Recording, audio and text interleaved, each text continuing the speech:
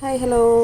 അപ്പോൾ എല്ലാവർക്കും പുതിയ വീഡിയോയിലോട്ട് സ്വാഗതം. അപ്പോൾ ഇന്നത്തെ വീഡിയോ എന്താണെന്ന് വെച്ചാൽ നമ്മുടെ വീട്ടിലേക്ക് ആവശ്യമായ സാധനങ്ങൾ വാങ്ങിക്കാനായിട്ട് ഞാനും ഋതിമോളും കൂടെ പോവുകയാണ്.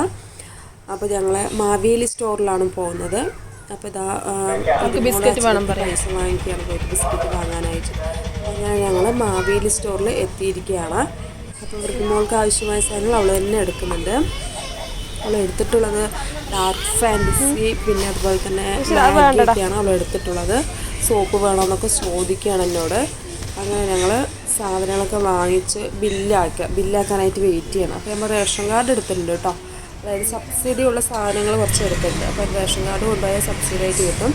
അങ്ങനെ ഞങ്ങൾ ബില്ലൊക്കെ ആക്കിയ ശേഷം പുറത്ത് വന്ന് വെയിറ്റ് ചെയ്യണം. ഏതാ ചാക്കിലാണ് സാധനങ്ങളൊക്കെ വാങ്ങിച്ചിട്ടുള്ളത്.